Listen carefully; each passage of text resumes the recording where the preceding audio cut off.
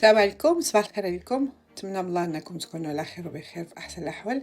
اليوم جيت نتقاسم معكم الوصفة ديال الكروكي الجيريان بطريقة ناجحة 100%. مكونات بساطين والطريقة حتى هي ساهلة مهلة.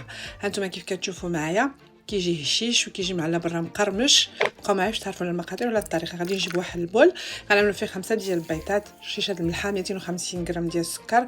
غادي نخدموه مزيان. غادي نزيدو 250 مليلتر ديال الزيت نباتيه وغادي نخلطوه معاود مره اخرى.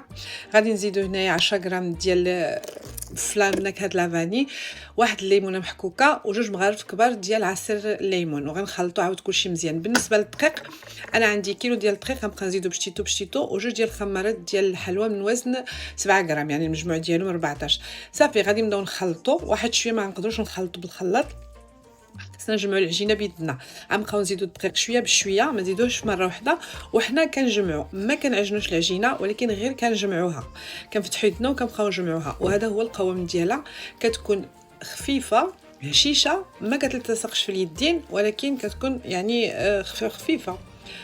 صافي هادشي اللي شاط معايا من كيلو ديال الدقيق غادي نجيبهم، غادي نقسموه. انا وزنتهم، عندي كل بودان كيوزن 550 غرام. صافي من بعد كنشكلوهم هيدا حليبلات وغادي ندوزو ونعملوهم في الصينيه ديال الفران. صافي من بعد غادي ندوزو باش ندهنوهم. عندي هنايا جوج ديال صفار البيضات، زيت عليهم غرفه كبيره ديال الكاكاو، خلطتهم وغادي ندهن الوجه ديال هاد لي بودان ديالنا. نتوما ما بغيتوش تعملوا الكاكاو تقدروا تعملوا غير صفار البيضه وتذوقوا باي مكسرات بغيتوا عفوا. صافي من بعد غنعملوا فيهم هاد الخطوط كيف ما هما موضح في الفيديو. وكيف قلت لكم تقدروا يعني ما تعملوش الشوكولاته، تعملوا غير صفار البيضه بوحديتها ودهنوهم من الوجه، ولكن هيدا كيجيو مزيونين. صافي بالنسبه للفران كيكون عندي مشعل على 170 درجه. الصينيه كندخلوها المره الاولانيه كندخلوها الطبقه الفوقانيه ديال الفران وكنخليوهم كيطيبوا. فاش كنشوفهم تحمروا مزيان من الوجه والجناب كنهبطوهم الطبقه التحتانيه، وهذا هو الشكل النهائي ديالو. انا خرجوا لي هكذا حيتاش نسيت ما عملتش الخميره الحلوى، خليتها حتى اخر لحظه مره صافي مره.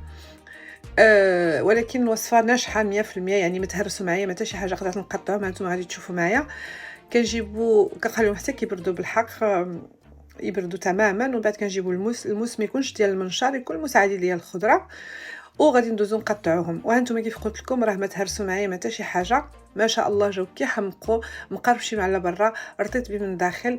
الوصفه كيف قلت لكم ناجحه 100%.